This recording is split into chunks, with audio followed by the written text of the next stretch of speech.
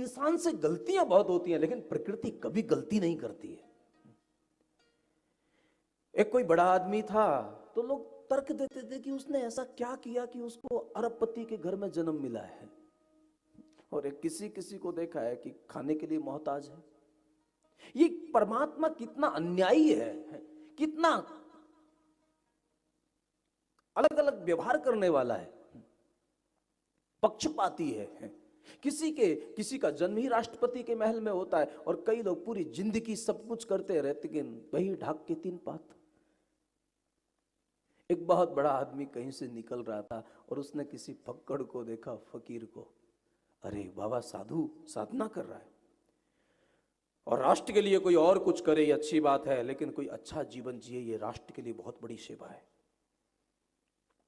उसको लगा सर्दी का दिन है, अभी इनके पास कहाँ व्यवस्था होगी, इनका तो देह में कोई आसक्ति नहीं है, लेकिन इस शरीर की समाज को बहुत जरूरत है। और उन्होंने अपना महंगा दुसाला उसको उड़ा दिया।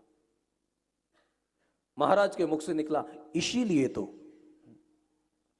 बस महात्मा फिर से अंतर्मुखी हो गया, और जब अंतर्मुखी हुआ तो एक चोर प्रवृत्ति का व्यक्ति आया, और उसने देखा बाबाओं की क्या बुद्धि बिगड़ी है, कलयुग आ गया है, इनको इतनी महंगी दुशाला ओढ़ने की जरूरत कहां पड़ी, हीरे जवाहरात से जड़ी हुई ये कपड़े, इनको शर्म भी नहीं आती, अपने को सन्यासी कहते हैं और इतना बड़ा ऐश्वर्य है, ये सोने की मालाएं हैं, ये हीरे जवाहरात से जड़ा हुआ साल।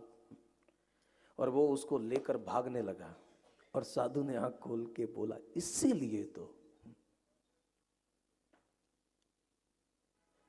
कोई तीसरा इस घटना को देखता है, और उसने कहा कि बाबा मैं समझा नहीं, कोई तुम्हारे लिए बहुत अच्छा करता है तो भी तुम ऐसा ही बोलते हो, कोई बहुत बुरा करता है तो ऐसा ही। उन्होंने कहा मैं तो परमात्मा से बातें कर रहा था, परमात्मा की व्यवस्था कितनी अच्छी है, उसको पता है कि ये व्यक्ति दयालु है, ये कृपालु है, इसलिए इसको राजा के घर में जन्म दिया।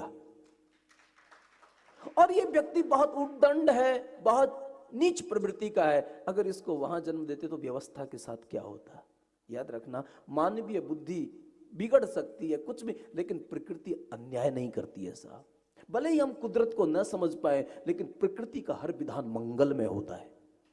वो तो हमारी वासना है, इसलिए हमको अमंगल लग रहा है।